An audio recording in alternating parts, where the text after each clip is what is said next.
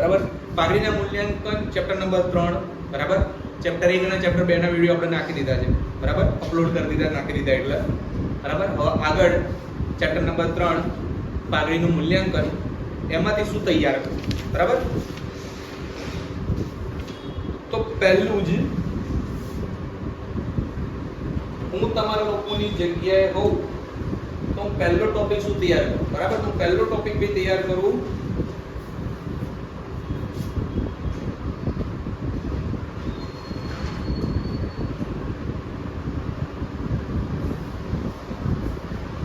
પહેલો side topic તૈયાર કરું. એક તો સરેરાશ નફાની રીત બરાબર. પછી હું બીજો ટોપિક તૈયાર કરું ભારિત સરેરાશ નફાની રીત. હું ત્રીજો ટોપિક તૈયાર કરું અધિક નફાની રીત. હું ચોથો ટોપિક તૈયાર કરું નફાના મૂડીકરણની રીત. આ ચાર ટોપિક હું સૌથી પહેલા તૈયાર કરું, અને ચાર ટોપિક વળી પાછું હું કેવા તૈયાર કરું, એના સૂત્રો તૈયાર કરું. કેમ કે આ ચેપ્ટરમાં ચારમાંથી એક દાખલો 100% પૂછવાનો છે. આ મારું વ્યર્થ જવાનું જ નથી આ ચાર સૂત્રો તૈયાર કર્યા એટલે. તો ચાર સૂત્રો આપણે જોઈ લઈએ કે કયા કયા છે. પહેલું છે સરેરાશ નફાની પદ્ધતિ. તો અહીંયા આવશે સરેરાશ નફો બરાબર આપેલ વર્ષોનો કુલ નફો ભાગ્યા વર્ષોની સંખ્યા. પછી બીજું તૈયાર કરી આમાં શું આવશે, તો કે આવશે પાઘડી. તો શું આવશે સરેરાશ નફો ગુણ્યા ખરીદીના વર્ષોની સંખ્યા. બોલો બરાબર. પાઘડીના સરેરાશ નફાની રીતનો ટોપિક હું પૂરો કરું અને હું આ તૈયાર 100% કરું બરાબર. કેમ કે મારે આંટી દાખલા માટે તૈયાર કરવાનો છે, થિયરી માટે શું કામ તૈયાર ના કરું, મને આનાથી ફાયદો જ છે બરાબર. બીજું ભારિત સરેરાશ નફાની પદ્ધતિ. તો ભારિત સરેરાશ નફો બરાબર કુલ ભારિત નફો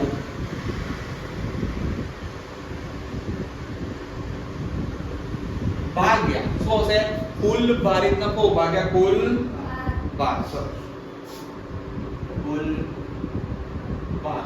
અને અહીંયા વળી પાછું શું આવે પાઘડી. તો અહીંયા પાઘડીમાં શું આવશે ભાઈ, ભારિત સરેરાશ નફો ગુણ્યા ખરીદીના વર્ષોની સંખ્યા. અહીંયા લખીશું ભારિત સરેરાશ નફો ગુણ્યા ખરીદીના વર્ષોની સંખ્યા. હવે આવશે અધિક નફાની રીત. શું આવશે, અધિક નફાની રીત. તો અધિક નફાની રીત કરવા માટે આપણે પહેલા શોધવું પડે શું, રોકાયેલી મૂડી. તો આપણે પહેલા શોધીશું રોકાયેલ મૂડી. રોકાયેલ મૂડી બેટા કેમાંથી આવે, કુલ મિલકતો માઈનસ કુલ બાહ્ય દેવા.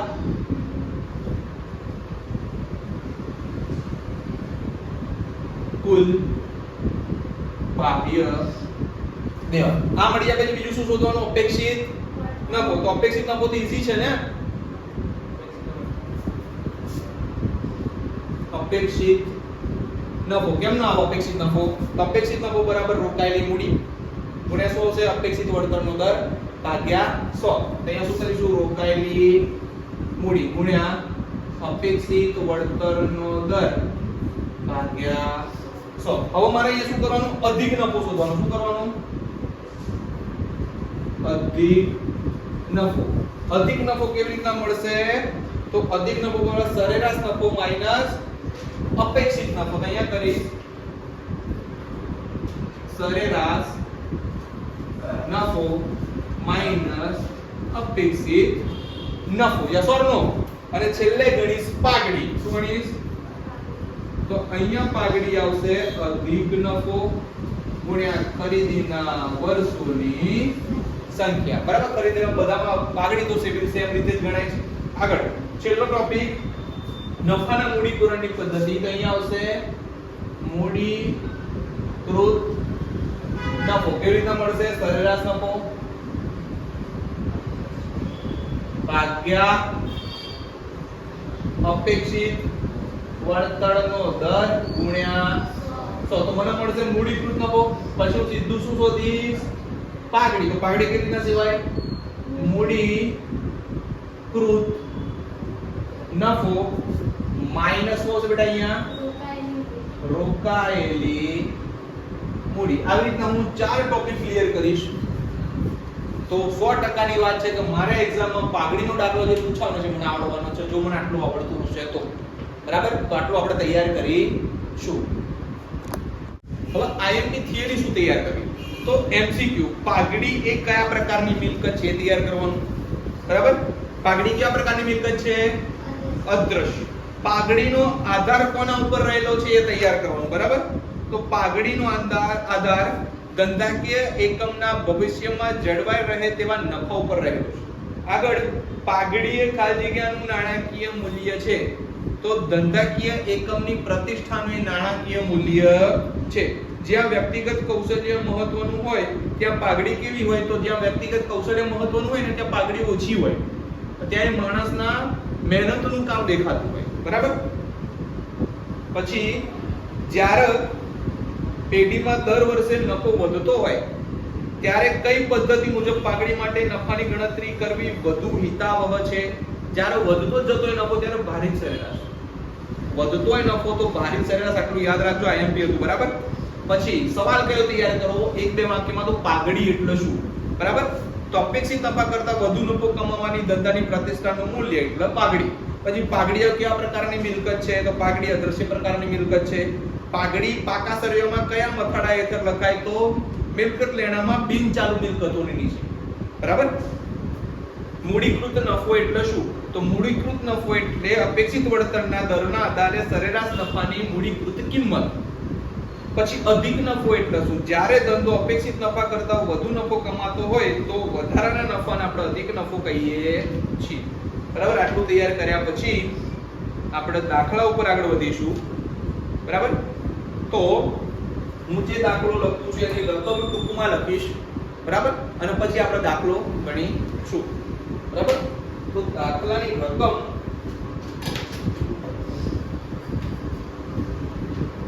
મહેન્દ્ર અને પ્રવીણ એક ભાગીદારી પેઢીના 3:2 ના પ્રમાણમાં નફો નુકસાન વહેંચતા ભાગીદારો છે. કોણ?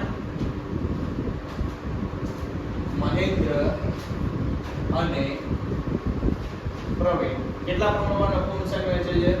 3:2 ના પ્રમાણમાં નફો નુકસાન વહેંચતા ભાગીદારો છે.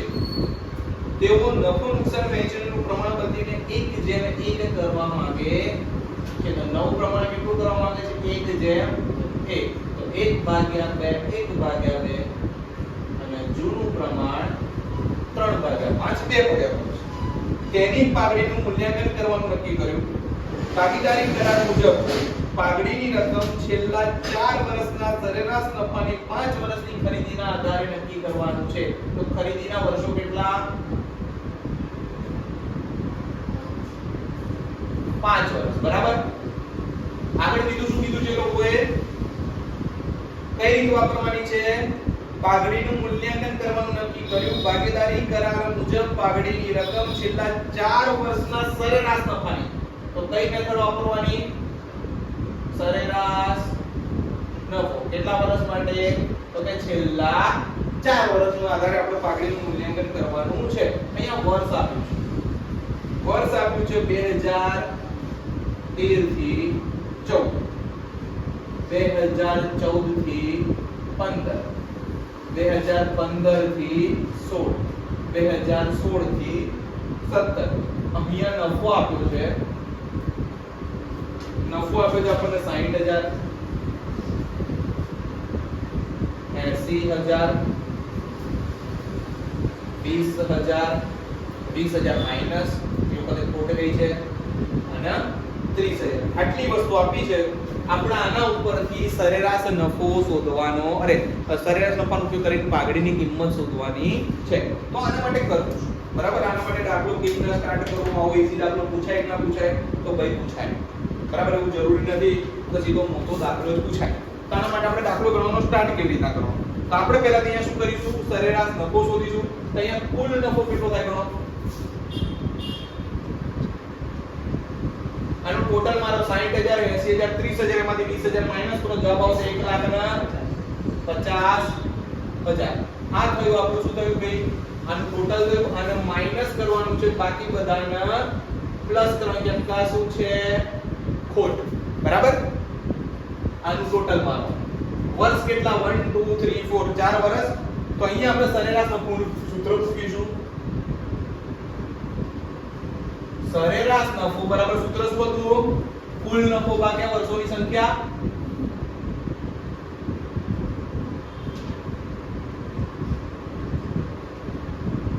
કુલ નફો કેટલો?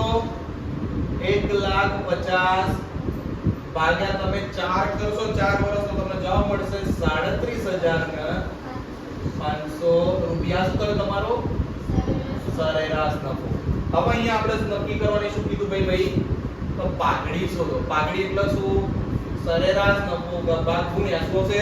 પાઘડીની ખરીદીના વર્ષોની સંખ્યા. પાઘડી કેટલી આવી? 37,500. ખરીદીના વર્ષો કેટલા આપ્યા છે? 5. 37,500 ગુણ્યા 5 કરો કેટલા આવશે? 1,87,000. આટલા જ આવે છે ને? બરાબર. તો આ આવી આપણી પાઘડી. આવું આપણને સેક્શન બી માં પૂછીએ. બરાબર? કઈ પણ જગ્યાએ આવવાના ચાન્સીસ ફૂલ છે. એટલે આપડા દાખલો પપ્પુ જેવો લાગ્યો પણ છે નહીં. આપણે એના ટૂંકમાં ઈઝી ગણીશું નહીં. બરાબર? આગળ વધીશું.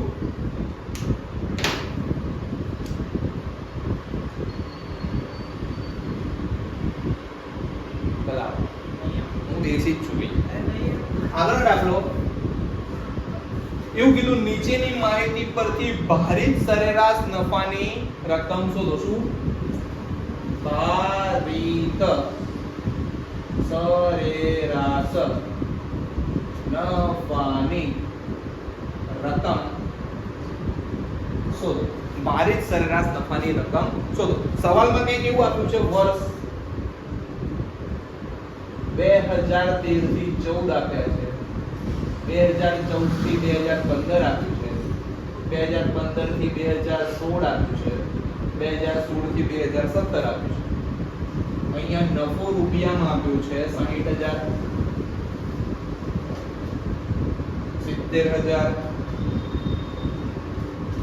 90,000, 1,10,000. બરાબર? આવું કંઈક આપ્યું છે. હવે આને આપણે શોધવાનું કે ભારિત સરેરાશ નફાની રકમ. બરાબર? અહીંયા ખાલી ભારિત સરેરાશ નફો જ શોધવાનો કીધું છે. આપણને અહીંયા બીજું કંઈ કીધું નથી. ટૂંકમાં પાઘડી શોધો, પાઘડીના ખરીદીના વર્ષો આટલા છે એવું કંઈ કીધું નથી. કીધું હોય તો પછી આપણે આ સૂત્ર મૂકીને ગુણ્યા વર્ષો કરીને આપણે શોધી નાખીશું. આપણે એ બી અહીંયા કરીશું. બરાબર? આપણે એક્સ્ટ્રા એડ કરી દઈશું. તો અહીંયા ભારિત સરેરાશ નફો શોધવા માટે તમારે અહીંયા કોષ્ટક બનાવવું પડે. વર્ષ નફો, પછી અહીંયા શું બનાવવું પડે? જોડે બહાર. પછી અહીંયા શું કરવું પડે? પેદા. તેને કહેવાય ભારિત નફો. બરાબર? આટલું આપણે. તો અહીંયા ભાર કહીને આપણે શું કરીશું? 1 2 3 અને 4. તો અહીંયા કુલ ભાર બેટા કેટલો થશે? તો અહીંયા કુલ ભાર થશે 10. હવે અહીંયા પેદાશ ભારિત નફો તો તમારે 60,000 ગુણ્યા કેટલા થાય? પછી 70,000 ગુણ્યા 2 કેટલા થાય? 1,40,000. ભાઈ 90,000 ગુણ્યા 3 કેટલા થાય? 2,70,000. 1,10,000 ગુણ્યા 4 કેટલા થાય? 4,40,000. આનું ટોટલ મારો એટલે એને કહેવાય કુલ ભારિત નફો. તો કુલ ભારિત નફો આનું તમે ટોટલ મારશો તો આવશે 9,10,000. બરાબર? 9,10,000 આનું ટોટલ આવશે. આપણે પછી ભારિત સરેરાશ નફાનું સૂત્ર મૂકીશું. ભારિત સરેરાશ નફો બરાબર કુલ ભારિત નફો. કુલ ભારિત નફો ભાગ્યા કુલ ભાર. કુલ ભારિત નફો કેટલો? 9,10,000. અને કુલ ભાર કેટલો? ભાગ્યા 10. 0 0 ઉડી જાય. કેટલો છે 91,000 રૂપિયા બરાબર આ આનો જવાબ હવે માનો કે એમ કીધું હોય કે પાઘડી શોધો પાઘડીના ખરીદીના વર્ષો 3 છે તો આપણે અહીંયા પાઘડીના ખરીદીના વર્ષો 3 આપે તો આપણે શું કહીએ પાઘડી બરાબર ભારિત સરેરાશ નફો ગુણ્યા ખરીદીના વર્ષોની સંખ્યા તો આપણે અહીંયા લખીશું 91,000 ખરીદીના વર્ષો 3 આપ્યા તો 91,000 ગુણ્યા 3 કરો કેટલા આવે છે 2,73,000 બરાબર 2,73,000 રૂપિયા અમારા કેમેરામેન બોલ્યા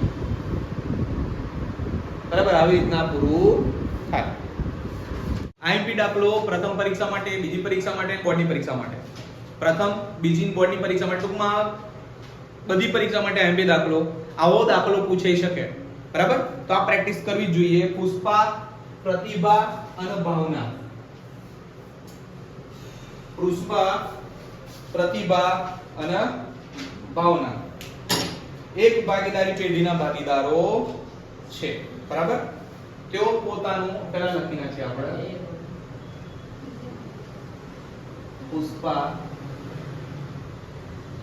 પ્રતિભા અને ભાવના એક પેઢીના ભાગીદારો છે તે લોકોનું નફા નુકસાન જેમ 2:1 છે બરાબર તેઓ બધીને 1:1 નક્કી કરવા માંગે છું તેઓ 1:1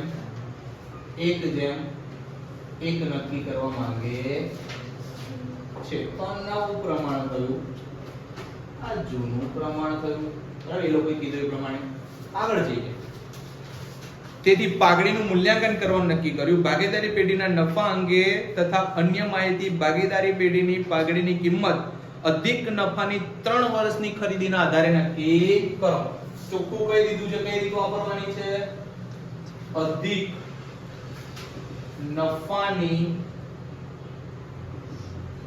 3 વર્ષની ખરીદીના આધારે પાઘડીની કિંમત નક્કી કરવાની છે અહીં એ લોકો એક્સ્ટ્રા માહિતી આપી છે મિલકતો તો મિલકતો છે 6 લાખ રૂપિયા પછી આપ્યું છે દેવા આપ્યા છે 2.5 લાખ રૂપિયા બરાબર એના સિવાય અપેક્ષિત વળતરનો દર આપ્યો છે 10% બરાબર પછી નફાની માહિતી આપી છે વર્ષ 2014 થી 15 2015 થી 16 2016 થી 17 અને નફો આપ્યો છે રૂપિયામાં 80,000 70,000 90,000 બરાબર હવે પાઘડીની આપણે જે ગણતરી કરીશું એમાં આપણે પાઘડીની ગણતરી દર્શાવતું પત્રક દોરવું પડશે અને આપણે એવી રીતના દાખલો ગણવો પડશે તો આપણે એક પત્રક દોરીશું પહેલા અને આ તમારે બી તૈયાર કરી દેવા આવે છે બેટા એવી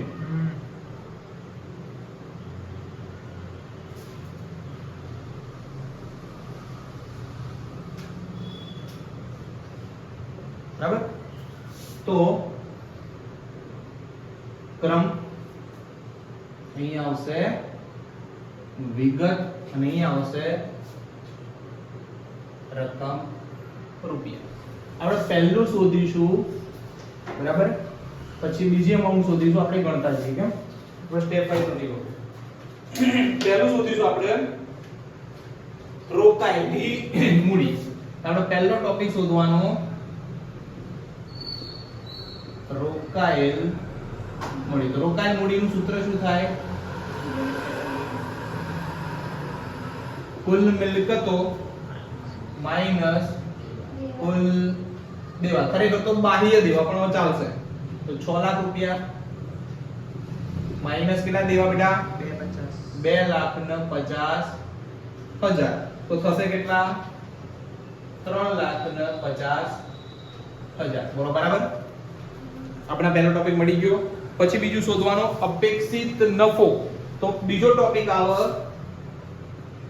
અપેક્ષિત વળતરનો દર. તો અપેક્ષિત વળતરનો દર કેટલા આપ્યો છે? અહીંયા આપણે 10% આપ્યો છે. તો હવે આપણે શું શોધીશું? અપેક્ષિત નફો. તો અપેક્ષિત નફાનું સૂત્ર શું થાય?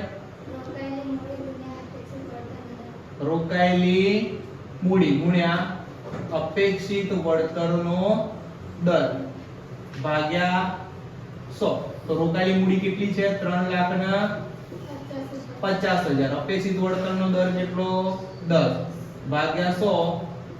તો કેટલો જવાબ આવશે? 35,000. અહીંયા લખીશું 35,000. બોલો બરાબર. 4 નંબર આપણે અહીંયા શોધીશું સરેરાશ નફો. શું શોધીશું? હવે સરેરાશ નફો તમે ડાયરેક્ટ 12 ગણતરી કરી અહીંયા અને તમે લખી શકો છો. બરાબર. આપણે અહીંયા 12 ગણતરી કરીશું તો આનું ટોટલ કેટલું આવશે? 2,40,000. આપણે અહીંયા લખીશું સૂત્ર સરેરાશ નફો બરાબર કેટલું બેટા? કુલ નફો ભાગ્યા વર્ષોની સંખ્યા. તો કુલ નફો કેટલો આવ્યો? 2,40,000. વર્ષોની સંખ્યા કેટલી છે? 3 છે. ઓકે 3. જવાબ શું આવશે? 80,000. આ ગણતરી તમે અહીંયા દર્શાવો તોય ચાલે, 12 ગણતરી કરો તોય ચાલે. હું એવું કહું છું કે અહીંયા આની આ વસ્તુ અહીંયા દર્શાવવાની, બરાબર. બાકી તમે ડાયરેક્ટ કરો તો પણ વાંધો છે નહીં. તો સરેરાશ નફો આવશે અહીંયા કેટલો? 80,000. બરાબર. પાંચમો ટોપિક અધિક નફો. શું આવશે? અધિક નફો કેવી રીતના થાય?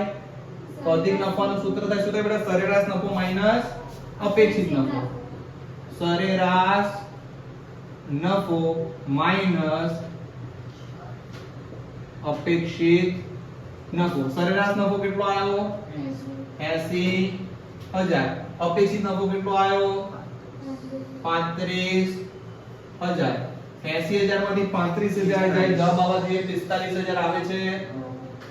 45,000. પછી શું ગણવાની? પાઘડી. 6 નંબરનો ટોપિક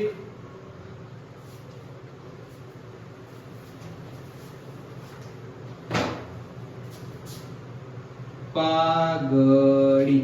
કેવી રીતના ગણવાની પાઘડી? સૂત્ર શું થશે? અધિક નફો ગુણ્યા અધિક નફો ગુણ્યા ખરીદીના વર્ષોની સંખ્યા. બેટા અધિક નફો કેટલો આવ્યો? 45,000. ખરીદીના વર્ષોની સંખ્યા અહીંયા આપી હતી. કેટલી આપી છે? 3 વર્ષ ગુણ્યા 3. 45,000 ગુણ્યા 3 કેટલા આવે છે? 1,35,000. આવી રીતના દાખલો અહીંયા પૂરો થાય. બરાબર. આગળ હવે બે રીત રહી. બરાબર. એમાં રીતનો દાખલો આયા. બીજા કયા નંબરનો બેટા દાખલો આય જુઓ તો જરા. આ લગભગ 4th નંબર આ હે ને? 4 નંબરનો દાખલો આવીશું.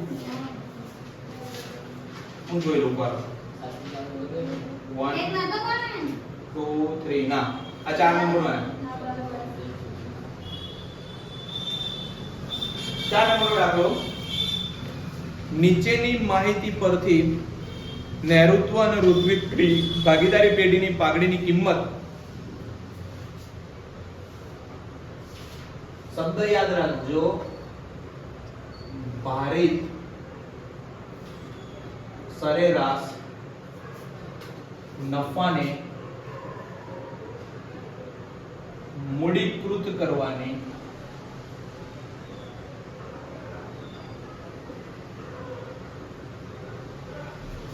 પદ્ધતિ અનુસાર કરો.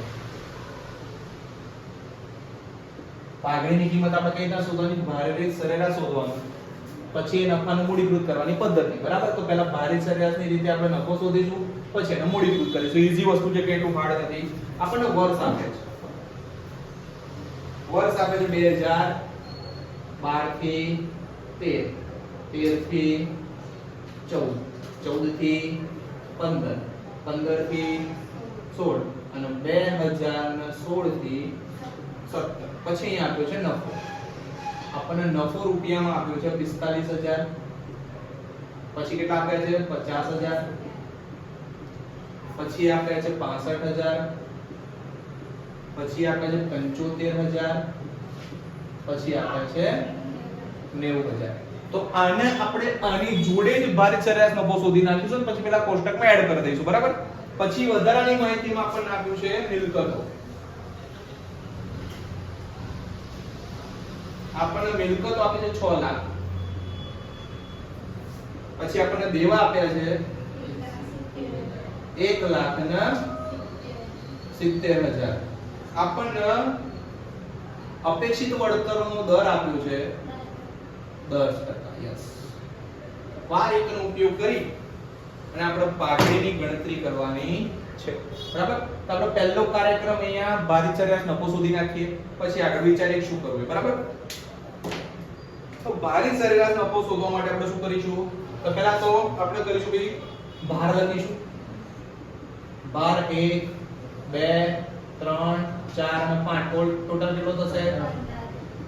5 4 9 જેવા દેજો 15. પછી અહીંયા ભારિત નફો કેટલો થશે? ભારિત નફો કેટલો થશે? 45 એકા 45000, 50 દુ પછી 65 ગુણ્યા 3 થશે 1,95,000, હે ના? પછી 75000 ગુણ્યા 4 થશે 3 લાખ રૂપિયા,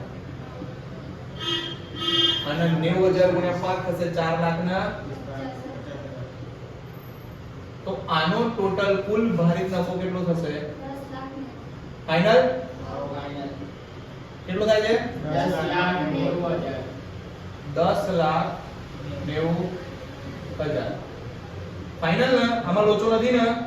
તો આપણે અહીંયા ભારિત સરેરાશ નફો બરાબર કુલ ભારિત નફો ભાગ્યા કુલ ભાર. તો કુલ ભારિત નફો થાય છે 10,90,000 ભાગ્યા કેટલો થાય છે? તો 72,667 રૂપિયા, બરાબર. આપણે જ્યારે આમાં જરૂર પડશે ત્યારે લખી દઈશું, એટલે એક ખેલ મેં અહીંયા પૂરો કરી નાખ્યો, બરાબર. હવે આપણે પાઘડી દર્શાવતું પત્રક લખીશું. એમાં પહેલું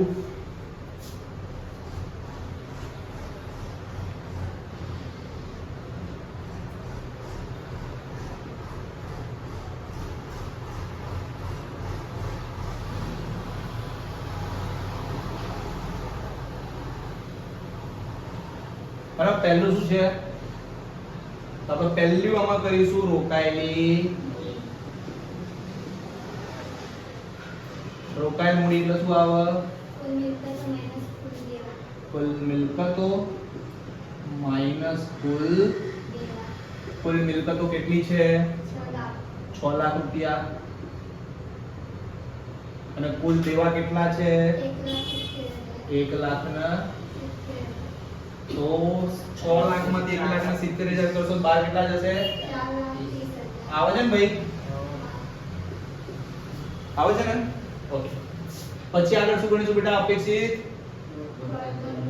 અપેક્ષિત વળતરનો દર કેટલો આપ્યો છે? 10%. તો આપણે શું શોધીશું? અપેક્ષિત નફો. અપેક્ષિત નફાનું સૂત્ર શું થાય?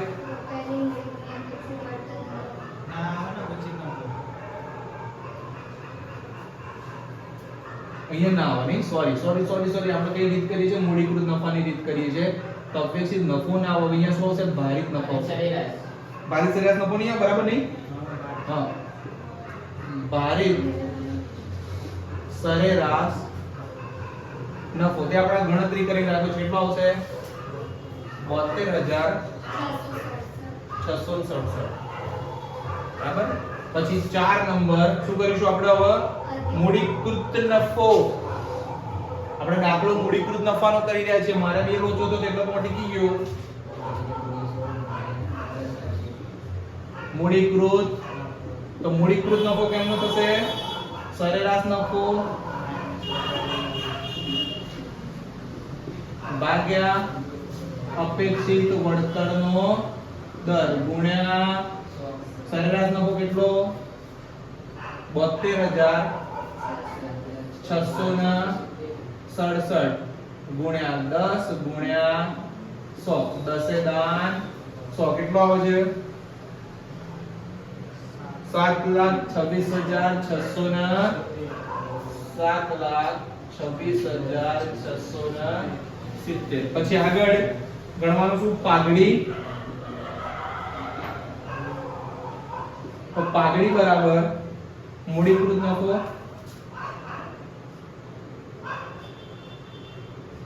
માઈનસ રોકાયેલ મૂડી તો મૂડીકૃત નફો કેટલો આવ્યો 7,26,670 અને રોકાયેલી મૂડી કેટલી છે 4,30,000 તો કેટલા આવશે 2,96,670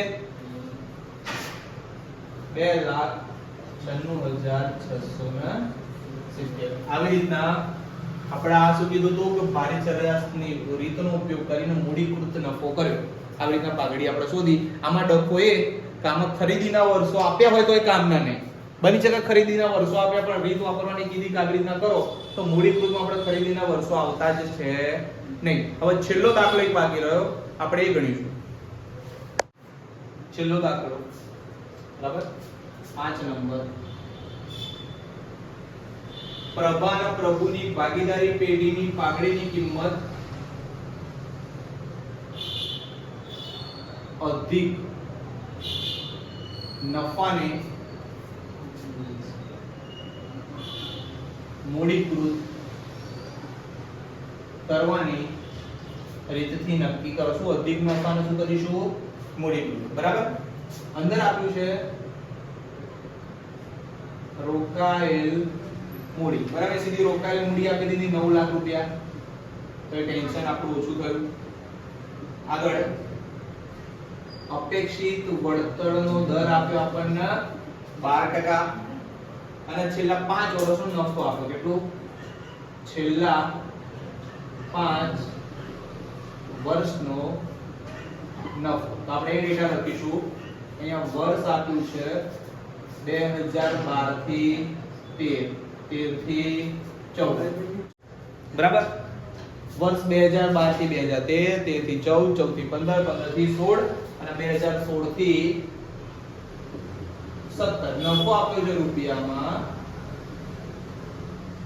1 લાખ પછી આપ્યું છે 1,40,000 પછી આપ્યું છે 1,30,000 પછી આપ્યું છે 1,50,000 પછી આપ્યું છે 1,80,000 બરાબર આટલા ડેટા આપણને આપ્યા છે અહીંયા આપણને આ ડેટાનો ઉપયોગ કરીને આપણને અધિક નફો પહેલા તો શોધીશું બરાબર તો આપણે આનું કોષ્ટક બનીશું કોષ્ટક બનાવ્યા પછી નક્કી કરીએ કે આપણા દાખલો કેમ જશે અહીંયા લખીશું પાઘડીની ગણતરી દર્શાવતું પત્રક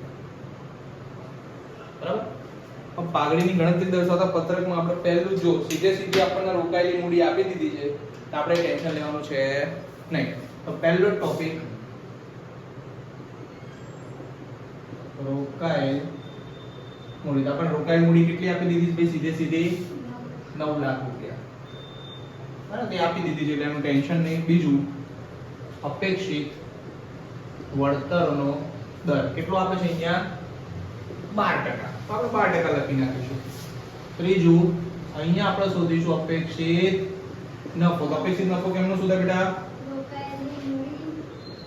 રોકાયેલ મૂડી ગુણ્યા અપેક્ષિત વળતરનો દર ભાગ્યા તો રોકાયેલ મૂડી કેટલી 9 લાખ રૂપિયા અપેક્ષિત વળતરનો દર 12 ભાગ્યા 100 9000 ગુણ્યા 12 કરશો તો તમને જવાબ મળવો જોઈએ 1,08,000 8,000 ને ઓકે બરાબર 4 નંબર પછી આપણે શું શોધીશું સરેરાશ નફો આના ડેટા અહીંયા મૂકીશું બરાબર તોય જવાબ આવશે. તમે અહીંયા સાઈડમાં ગણીને પાછળથી એડ કરશો તોય જવાબ આવશે. મારી સલાહ દરેક દાખલામાં આ વસ્તુ અહીંયા જ લખવાની છે. બરાબર તમને આ સાઈડમાં લખવાનો કોઈ મતલબ છે નહીં, કારણ કે પત્રકમાં તો દરેક ગણતરી બતાવી પણ આપણે અહીંયા બતાવીશું. વર્ષ 2012 થી 13 થી 14 14 થી 15 15 થી 16 અને 2016 થી 17. નફો જોઈશું 1 લાખ રૂપિયા, પછી કેટલો છે 1,40,000, 1,30,000, 1,50,000 અને 1,80,000. આપણે રીત વાપરવાની છે તો આપણે અહીંયા નીચે કુલ નફો કેટલો થાય 100%. સાચી 7 લાખ રૂપિયા સરેરાશ નફો શોધવાનું સૂત્ર શું? સરેરાશ નફો બરાબર કુલ નફો ભાગ્યા વર્ષની સંખ્યા. તો 7 લાખ ભાગ્યા વર્ષની સંખ્યા કેટલી? 1 2 3 4 અને 5. તો કેટલો જવાબ આવે છે? 1,40,000. બરાબર. હવે આગળ શું આવશે? અધિક નફો. શું આવશે?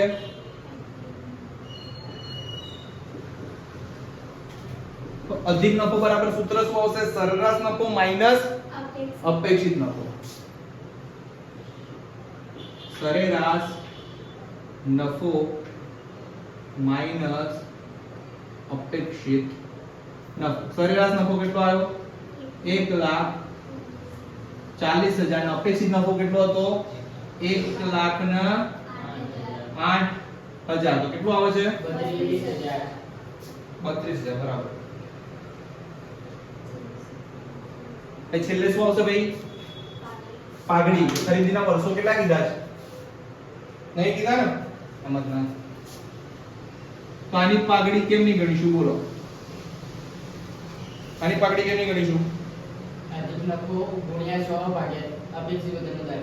ગુણ્યા 100 નહીં આવતા. ટકા કરવા છે એ નથી જશે. ચલો અધિક નફો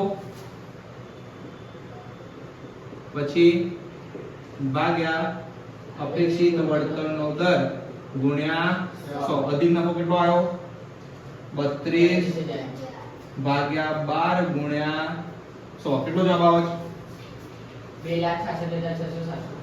ફાઇનલ. હા. એના પાઘડી મળી ગઈ.